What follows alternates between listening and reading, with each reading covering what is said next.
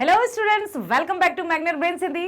मैं लाली वर्मा एक बार फिर से आप सभी प्यारे प्यारे विद्यार्थियों का मैग्नेट ब्रेन्स के हिंदी मीडियम चैनल पर स्वागत करती हूं और ये भी आशा करती हूं कि आप सभी स्वस्थ होंगे, खुश होंगे, प्रसन्नचित होकर अपने सभी कार्यों को कर रहे हो हाँ, आपका school work, class work, home work, test वगैरह सबसे अच्छे से दिए। हाँ, कोई परेशानी हो तो बताना, ठीक है। कोशिश करेंगे हम उस परेशानी को दूर करने की, क्योंकि मैग्नेट ब्रेन से आपके लिए जो कक्षा 8वीं से 12वीं तक की ऑनलाइन स्कूल एजुकेशन प्रोवाइड करता है 100% फ्री, और साथ ही साथ सभी प्रकार की प्रतियोगी परीक्षाओं के वीडियोस भी आप सभी विद्यार्थियों को 100% फ्री प्रोवाइड किए जा रहे हैं और फ्री प्रोवाइड ही किए जाते रहेंगे। इसलिए अपनी शिक्षा या अपने एजुकेशन से रिलेटेड आपको कोई भी चिंता करने की आवश्यकता नहीं है।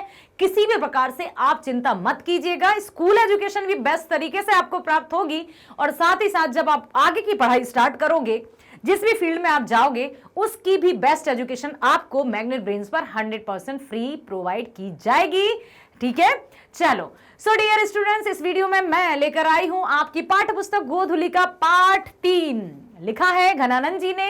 अति सूधव स्नेह को मार्ग है और मोह असुव नहीं ले बरसो। इस पाठ के हम करेंगे बिहार बोर्ड सॉल्यूशंस, जिसमें हम देखेंगे आपकी पाठ्य पुस्तक के पीछे जो प्रश्न दिए हैं उनकी जानकारी।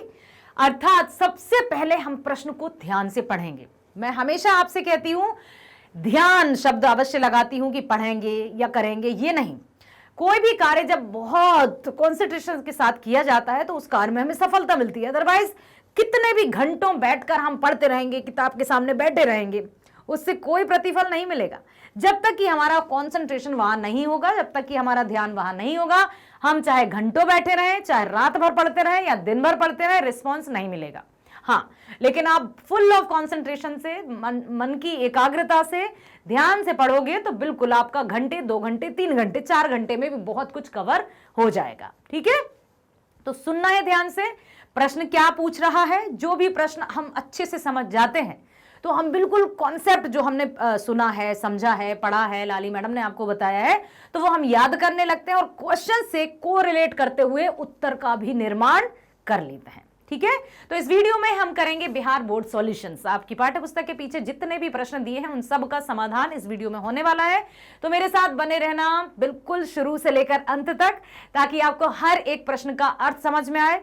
भाई, प्रश्न का अर्थ समझना जरूरी है, तभी तो हम उत्तर लिखेंगे, ठीक है। और साथ ही साथ उत्तर जो हम देखेंगे कि किस तरह से लिखे जा आते हैं, किस तरह की लिखित भाषा में हम अपनी शब्दावली का प्रयोग करते हैं। अदरवाइज भाषा के 3 रूप क्यों होते?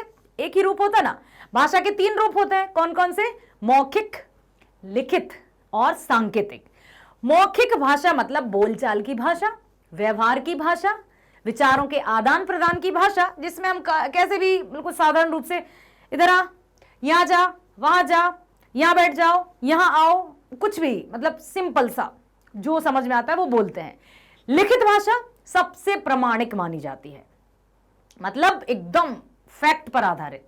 लिखित भाषा को ही सर्वोपरि, सर्वोत्कर्ष और श्रेष्ठ माना गया है, क्योंकि लिखित भाषा के माध्यम से ही हमें इतिहास की जानकारी प्राप्त होती है। परीक्षाएं भी आपकी लिखित ही होती हैं। परीक्षाएं जब हम देते हैं तो लिखित आधार पर ही हमारा परीक्षा, जो परीक्षार्थी रहता है वो लिख कर आता है, और जो पर्यवेक्षक रहते हैं या जो चेकर्स रहते हैं वो आपकी लिखित कॉपी को चेक करके ही आपको अंक प्रदान करते हैं। इसलिए लिखित भाषा का रूप बहुत ही सुगठित होना चाहिए, है ना, ताकि लिखित भाषा और बोलचाल की भाषा। कभी कभी विद्यार्थी, आप ही लोग कहते हैं कि क्या हम मन से लिख दें, तो मन से कोई भी उत्तर लिखने पर बोलचाल के शब्दों को अधिक प्रयोग में ले आते हैं, इसलिए उस उत्तर की वैल्यू उतनी नहीं होती जितनी की होनी चाहिए, ठीक है। अब बहुत से विद्यार्थी ये भी कहते हैं, मैडम हमने तो इतना सारा लिखा था फिर भी हमें 5 में से 2 नंबर क्यों मिले, और उसने तो इतना सा लिखा था फिर भी उसको 4.5 नंबर मिल गए। अरे भाई, quality is better than quantity, ये हम सब जानते हैं कि जहां गुणवत्ता होगी, क्वालिटी होगी, नंबर वही मिलेंगे। तो आप इतना पढ़कर जाओगे लेकिन बहुत सिस्टमैटिक तरीके से लिख कर आओगे, तब आपको नंबर जरूर मिलेंगे। तो जो भी उत्तर मैं यहां पर पढ़ूंगी, ध्यान से सुनना आप, कि जब आप लिखो तो इन्हीं शब्दों को मस्तिष्क में बसाकर फिर भले ही आप वर्ड टू वर्ड मत लिखना, लेकिन शब्दावली शुद्ध रखना, उत्कृष्ट रखना, ताकि आपके जो उत्तर है उसकी क्वालिटी बढ़ती रहे या क्वालिटी मेंटेन रहे। सो चलते हैं हम पहले प्रश्न पर, देखते हैं पहला प्रश्न क्या है। कवि प्रेम मार्ग को अति सूधो क्यों कहता है? इस मार्ग की विशेषता क्या है? कवि घनानंद जी ने प्रेम मार्ग को बहुत सीधा साधा क्यों कहा है और इसकी क्या विशेषता है? पहले तो हम चर्चा कर लेते हैं कि कवि ने इस प्रेम के मार्ग को सीधा साधा इसलिए कहा है क्योंकि इसमें कोई छल, कपट या चालाकी नहीं होती है। इसमें एकदम सीधे तरीके से जिसके हृदय में प्रेम उत्पन्न होता है, जिसके लिए उत्पन्न होता है, वो कह देता है। उससे कोई स्वार्थ नहीं रहता, उससे कुछ भी हासिल करने की इच्छा नहीं रहती। प्रेम है, कह दिया, बस। मतलब सीधा साधा, एकदम सरल, निष्कपट, निश्चल, पवित्र। इसलिए कवि ने प्रेम मार्ग को सीधा साधा कहा है। देखते हैं, अब ध्यान रखिएगा इस शब्दावली को कि किस तरह से हम उत्तर लिख सकते हैं। क्लियर? आ रहा है समझ में? सुन रहे हो ना? कहीं ध्यान तो नहीं भटक रहा है तुम्हारा? ध्यान से सुनो। कवि प्रेम की भावना को अमृत के समान पवित्र एवं मधुर बताए हैं। कवि ने प्रेम की भावना को अमृत के समान पवित्र बताया है और मधुर भी बताया है। ये कहते हैं कि प्रेम मार्ग पर चलना बहुत सरल है, सरल है। इसमें चालाकी वालाकी की कोई आवश्यकता नहीं है। इस पर चलने के लिए बहुत अधिक छल कपट की कोई आवश्यकता नहीं है। प्रेम पथ पर अग्रसर, अब देखो कुछ कुछ शब्द ऐसे आते हैं, हो सकता है आपको डाउट हो। पथ मीन्स रास्ता, अग्रसर मीन्स आगे। तो प्रेम पथ पर अग्रसर होने के लिए अत्यधिक सोच विचार नहीं करना पड़ता और ना ही किसी बुद्धि और बल की आवश्यकता होती है। प्रेम करने के लिए ना तो कोई बुद्धि की आवश्यकता है, ना बल की आवश्यकता है कि मैं शक्तिशाली बन जाऊं तभी मैं प्रेम कर सकता हूं। ऐसा कुछ नहीं है। मन को पवित्र रखते हुए बस सरलता के साथ प्रेम हो जाता है या किया जाता है। इसमें भक्त की भावना प्रधान होती है। अब यहां लिखा है भक्त, ठीक है। भक्त इसलिए लिखा है क्योंकि प्रेम क्या है? प्रेम परमात्मा है, प्रेम पवित्र है, प्रेम निष्कपट है, प्रेम निश्चल है, प्रेम पवित्र है, ठीक है। इसलिए यहां पर लिखा है कि इसमें भक्त की भावना प्रधान होती है, मेन होती है। जो प्रेम करता है वो एकदम निष्कपट रहता है, निश्चल रहता है, पवित्र रहता है, इसलिए उसको भक्त की संज्ञा दी गई है और उसी की भावना को बहुत अधिक मतलब प्रमुखता दी गई है, महत्ता दी गई है। प्रेम की भावना से आसानी से ईश्वर को प्राप्त किया जा सकता है। यहां पर परमात्मा के माध्यम से भी कवि घनानंद यही कहना चाहते हैं कि जाकी रही भावना जैसी, प्रभु मूरत देखी तिन तैसी। अब यथा दृष्टि तथा सृष्टि, या जिस नजर से हम दुनिया को देखेंगे दुनिया हमें वैसे ही नजर आएगी। तो इनके माध्यम से यही कहने की कोशिश की है कि प्रेम जो है बिल्कुल सरल है और प्रेम की भावना से ईश्वर को भी आसानी से प्राप्त किया जा सकता है। प्रेम में सर्वस्व देने की बात होती है, लेने की अपेक्षा बिल्कुल भी नहीं होती। प्रेम में सिर्फ दिया जाता है, त्याग किया जाता है, समर्पण की भावना होती है, ना कि चाह होती है कुछ हासिल करने की इच्छा, ये बिल्कुल नहीं होती है। यह मार्ग टेढ़ापन से मुक्त है, मतलब ये बिल्कुल भी आड़ा तिरछा नहीं है। प्रेम में प्रेमी बेझिझक निसंकोच भाव से, सरलता से, सहजता से प्रेम करने वाले से एकाकार कर लेता है। जिसके मन में प्रेम की भावना उत्पन्न होती है वह प्रेम करने वाले से बिल्कुल पूरी तरह से एक हो जाता है। वो ये नहीं सोचता कि इससे मुझे ये चाहिए, उससे मुझे वो चाहिए, ये हासिल करना है, वो हासिल करना नहीं। मन से मन का मिलन ही प्रेम होता है। भक्त का परमात्मा से मिलना ही परम पिता की प्राप्ति होती है, ठीक है। इसमें दो मिलकर एक हो जाते हैं, दो भिन्न भिन्न अस्तित्व नहीं बल्कि एक पहचान स्थापित हो जाती है। तभी तो कहा है प्रभु जी तुम चंदन हम पानी, ठीक है। प्रभु जी तुम दीपक हम बाती, प्रभु जी तुम मोती हम धागा। तो जिस तरह से भक्त और भगवान एक हो जाते हैं प्रेम के माध्यम से, उसी प्रकार से प्रेमी और प्रेमिका जैसे श्री कृष्ण और राधा एक हो जाते हैं ठीक है, ये यहां पर पहले प्रश्न का उत्तर है। तो एक बार फिर से मैं पढ़ूंगी, तो उसको ध्यान से सुनना। प्रश्न है, कवि प्रेम मार्ग को अति सूधो मतलब सीधा क्यों बताते हैं? कवि प्रेम की भावना को अमृत के समान पवित्र एवं मधुर बताते हैं। ये कहते हैं कि प्रेम मार्ग चलना सरल है। इस पर चलने के लिए बहुत अधिक छल कपट की कोई आवश्यकता नहीं है। प्रेम पथ, रास्ता, अग्रसर, आगे बढ़ना। प्रेम पथ पर अग्रसर होने के लिए अत्यधिक सोच विचार भी नहीं करना पड़ता, ना ही किसी बुद्धि या बल की आवश्यकता होती है। इसमें भक्त की भावना को ही प्रधानता दी जाती है। प्रेम की भावना से आसानी से ईश्वर को भी प्राप्त किया जा सकता है। प्रेम में सर्वस्व, सब कुछ देने की बात होती है, ना कि कुछ हासिल करने की। यह टेढ़ापन से मुक्त है, मतलब एकदम सीधा है। प्रेम में प्रेमी बेझिझक निसंकोच भाव से, सरलता से, सहजता से प्रेम करने वाले से एकाकार हो जाता है। इसमें दो मिलकर एक हो जाते हैं, दो भिन्न अस्तित्व नहीं बल्कि एक पहचान स्थापित हो जाती है। ठीक है, अगला प्रश्न है, मन लेह पे देह छटाक नहीं से कवि का क्या अभिप्राय है? मन माप तौल की दृष्टि से अधिक वजन का सूचक, जबकि छटाक बहुत ही अल्पता का सूचक है। कवि कहते हैं कि प्रेमी में देने की भावना होती है, लेने की नहीं। प्रेम में प्रेमी अपने इष्ट को सर्वस्व न्यौछावर करने अपने को धन्य मानते हैं। मतलब यदि हमने सब कुछ न्यौछावर कर दिया तभी मानते हैं कि हाँ, हमारा प्रेम सच्चा है, चाह की कोई उम्मीद नहीं है। इसमें संपूर्ण समर्पण की भावना उजागर की गई है।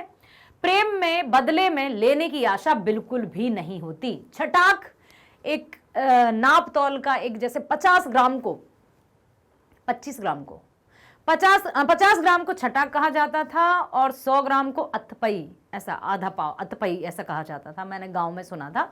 तो छटाक मतलब इतना सा भी नहीं, देने की ही भाव होता है, मतलब समर्पण की भावना होती है, चाह या हासिल करने की भावना बिल्कुल नहीं होती है। तो इन पंक्तियों का अर्थ यही है कि प्रेम में कुछ भी लेना या हासिल करने की बिल्कुल भी भावना नहीं होती है। इसमें सर्वस्व, सब कुछ समर्पण और त्याग करना ही सर्वोपरि माना जाता है। अब है द्वितीय छंद किससे संबोधित है और क्यों? द्वितीय छंद बादलों को संबोधित किया गया है। क्यों? क्योंकि बादल किस तरह से परोपकार की भावना लिए रूप धारण कर लेते हैं। काले काले घुमड़ जाते हैं, घटा छा गई है, बाहर आ गई है, और पूरी तरह से क्या वो अपने लिए पानी का इस तरह से रूप धारण करते हैं काले काले बादल? नहीं, परोपकार की भावना लिए। तो यहां पर द्वितीय छंद में किससे संबोधित है और क्यों? यह बादलों को संबोधित है।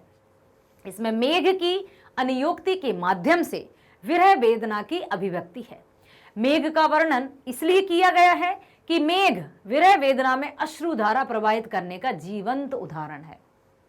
बदली, बिजली से बिछड़कर, मतलब मेघ को यहां पर अश्रुधारा, आंसुओं से भीगा हुआ बताया है कि जिस तरह से विरह मतलब बिछड़ना, प्रेमी और प्रेमिका आपस में बिछड़ जाते हैं या दूर हो जाते हैं किसी कारणवश, या फिर कोई उनको दूर कर देता है, तो दोनों की अपने अपने स्थान पर क्या स्थिति होती है, आंसुओं में भीग जाते हैं।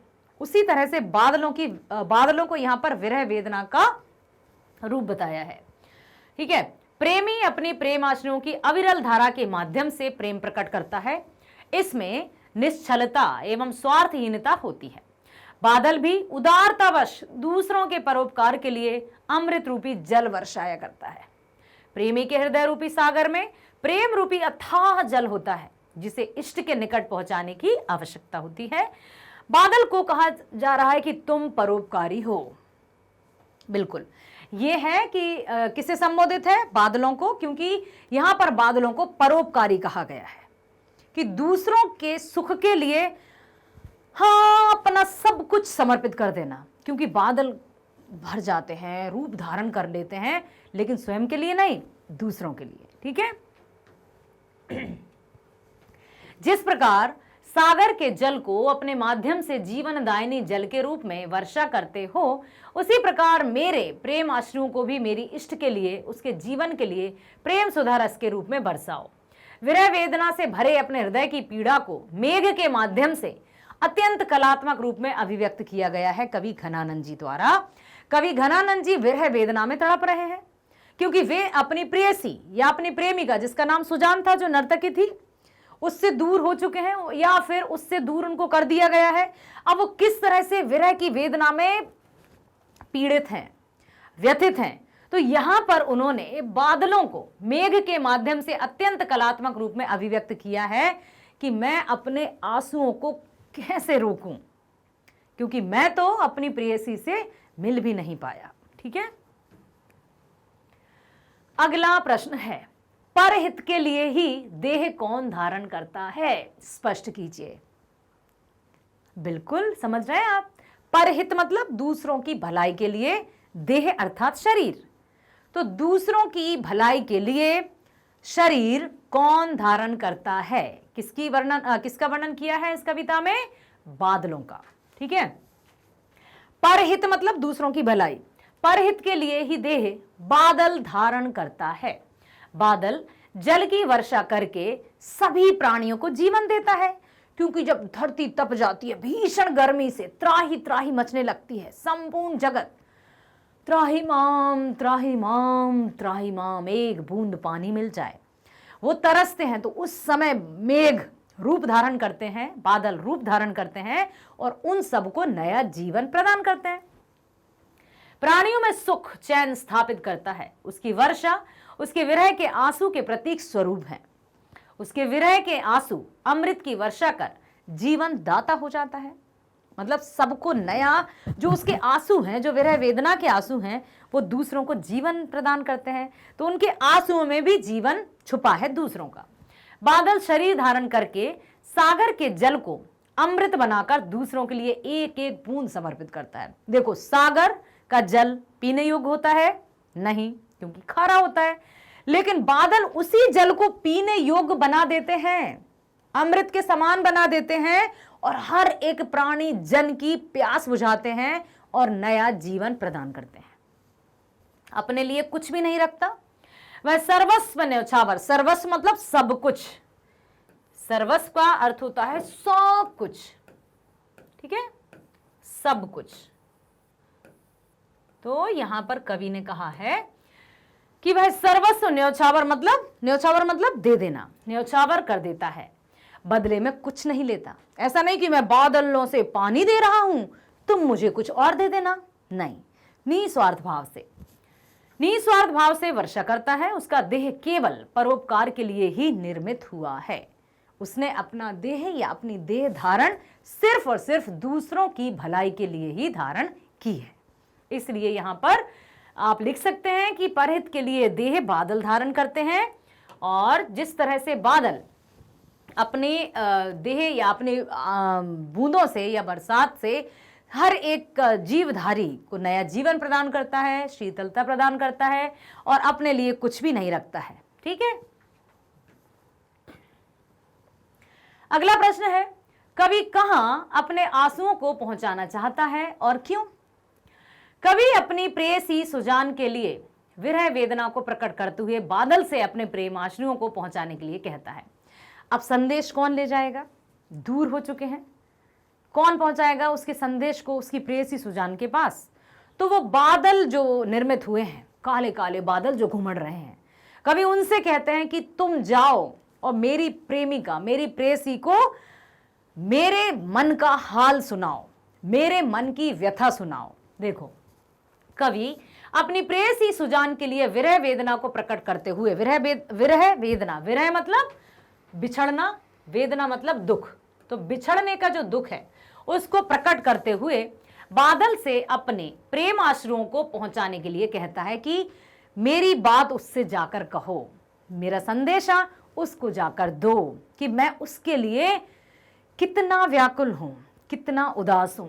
वह अपने आंसुओं को सुजान के आंगन में पहुंचाना चाहता है, स्वयं नहीं जा सकता, लेकिन बादलों के माध्यम से वो अपने आंसुओं को सुजान के आंगन में पहुंचाना चाहता है, क्योंकि वह उसकी याद में व्यथित है, दुखी है और अपनी व्यथा की आंसुओं से प्रेयसी को भिगो देना चाहता है। मतलब अपने आंसुओं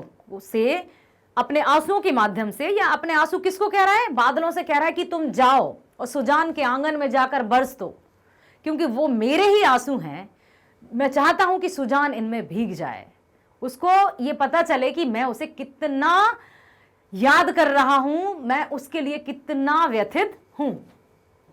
वह उसके निकट आंसुओं को पहुंचाकर अपने प्रेम की आस्था को शाश्वत रखना चाहता है। आस्था शब्द आया है, श्रद्धा, आस्था, पवित्रता।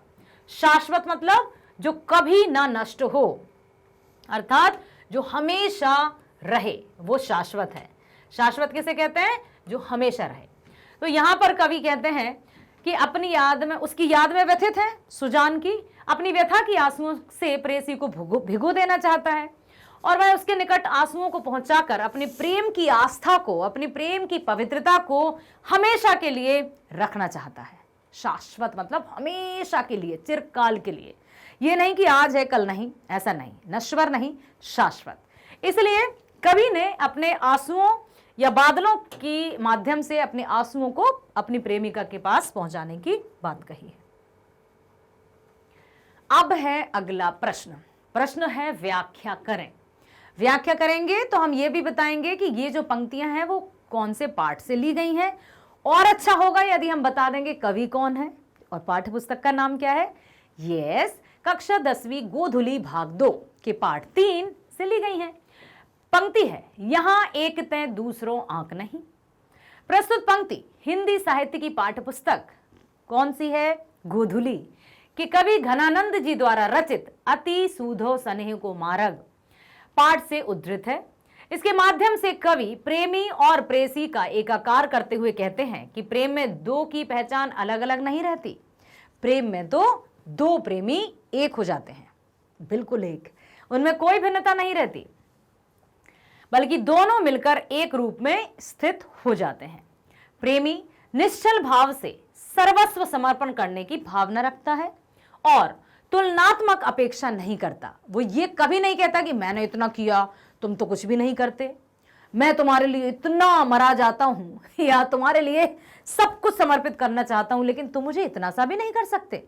ये कभी नहीं आती, ये बिल्कुल भी मन में ये भावना आती ही नहीं है। यदि ये भावना आई तो प्रेम है ही नहीं। ठीक है, अब ये लिखा है कि प्रेमी निश्चल भाव से सर्वस्व समर्पण करने की भावना रखता है और तुलनात्मक अपेक्षा नहीं रखता। तुलनात्मक मतलब कि जो मैं कर रहा हूं वही तुम भी करो। मात्र देता है, बदले में कुछ भी लेने की आशा नहीं रखता।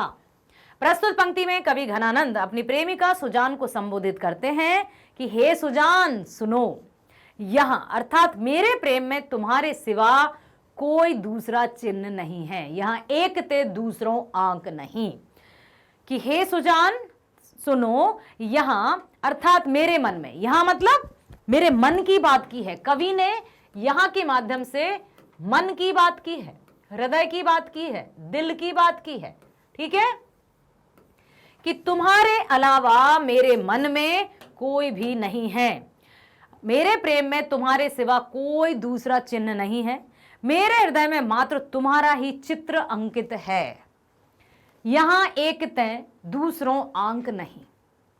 तुम मेरे मन में बसी हो, तुम मेरे हृदय में बस चुकी हो, और मेरे हृदय में तुम्हारे अतिरिक्त कोई भी दूसरा चिन्ह नहीं है। नेक्स्ट है, कछु मेरियो पीर हिए परसों। अब यहां पीर मतलब दुख, पीड़ा। ठीक है, प्रस्तुत पंक्ति हिंदी साहित्य की पाठ्य पुस्तक कौन सी है? गोधुली के भाग 2 से कवि घनानंद जी द्वारा रचित मोह असुव नहीं ले बरसों पाठ से उद्धृत है। प्रस्तुत पंक्ति के माध्यम से कवि परोपकारी बादल से निवेदित किए हैं कि मेरे हृदय की पीड़ा को भी कभी स्पर्श किया जाए और मेरे हार्दिक विरह, हार्दिक मतलब दिल की, हृदय की वेदना को प्रकट करने वाली आंसुओं को अपने माध्यम से मेरी प्रेयसी सुजान के आंगन तक वर्षा के रूप में पहुंचाया जाए। बादलों से संबोधित करते हैं, बादलों से कहते हैं। ठीक है, निवेदन किए हैं, क्या किए हैं कि भाई तुम भी तो कभी मेरी पुकार सुन लियो, जाकर मेरी सुजान के आंगन में बरसो कि मैं उसके लिए कितना दुखी हूं।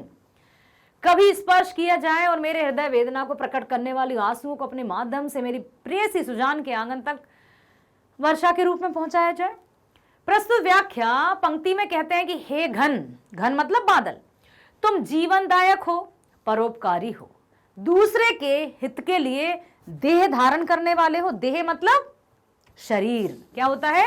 देह का अर्थ होता है शरीर। याद रखना, देह का अर्थ होता है शरीर।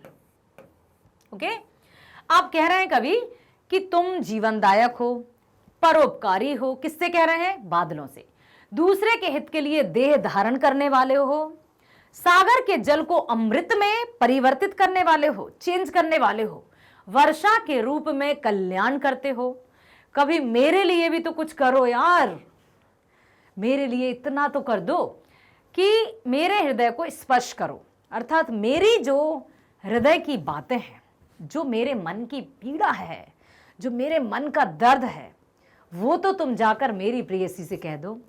मेरे आंसू, मेरे विरह की वेदना जाकर मेरी सुजान से तो कह दो। उसके आंगन में बरसो और उसे पूरी तरह से भिगो दो, ताकि वो भी समझ सके कि वही मेरे हृदय में है, उसके अतिरिक्त कोई दूसरा नहीं।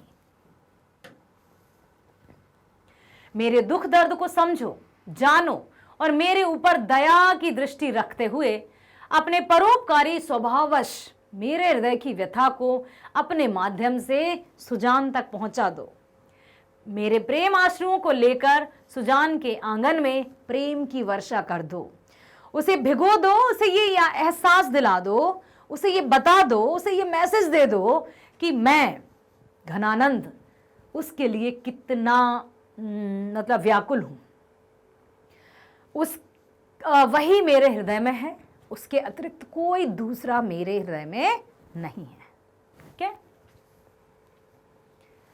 हाँ, आशा करती हूं आपने प्रश्न को सुना, समझा, और कोई भी प्रश्न यदि आता है इससे रिलेटेड तो आप उसके उत्तर को लिख पाएंगे ना। इसी तरह से हर एक पाठ, हर एक कविता को मैं आपके समक्ष एक्सप्लेन करती रहूंगी, चाहे तो वो व्याख्या हो, बिहार बोर्ड सॉल्यूशंस हो, या कंप्लीट चैप्टर रिवीजन हो, या बहुविकल्पीय प्रश्न हो। हर एक वीडियो में मैं कोशिश करूंगी कि आपकी समझ को समझकर आपको समझा सकूं, ताकि आप अच्छे से समझकर परीक्षाओं में अच्छे अंक भी प्राप्त करें, और साथ ही साथ जो कभी कभी मैं मोरल वैल्यूज की बात करती हूँ वो भी अपने आप जीवन में आत्मसात करें। मैग्नेट ब्रेन्स के माध्यम से इसी तरह के हर एक विषय के वीडियोस आपको प्रोवाइड किए जाते हैं, जो कक्षा 8वीं से 12वीं तक की school online education 100% free provide करता है और हमेशा करता रहेगा। साथ ही साथ हर एक प्रकार की कॉम्पिटिटिव एग्जाम्स के वीडियोस भी आप फ्री देख सकते हैं। आपको देखना है हिंदी का वीडियो, तो just type magnet brains Hindi, class 10th Hindi, Godhuli Bhag 2। क्या देखना है? पाठ्यक्रम या चैप्टर। मान लीजिए आपको पाठ्यक्रम देखना है तो पाठ्यक्रम का वीडियो क्लिक करेंगे। वीडियो क्लिक करते ही सामने लाली वर्मा मैडम हो जाएंगी, वो पाठ्यक्रम के बारे में संपूर्ण जानकारी दे देंगी, दोनों पुस्तकों के बारे में। ध्यान से सुनोगे तो समझ में आ ही जाएगा, तो प्लीज पसंद भी आ जाएगा। आपको करना है लाइक, सब्सक्राइब, ताकि सभी का नोटिफिकेशंस आपके पास आ जाए और आप वीडियो का बहुत अच्छे से लाभ उठा सकें। और अधिक से अधिक शेयर करो, ताकि आपका और हमारा जो रिश्ता है, जो बॉन्ड है, और मजबूती के साथ यूं ही बनता रहे। ओके, चलिए अब विदा लेती हूं, मिलते हैं नेक्स्ट वीडियो में। स्वस्थ रहिए, खुश रहिए, bye bye, thank you so much.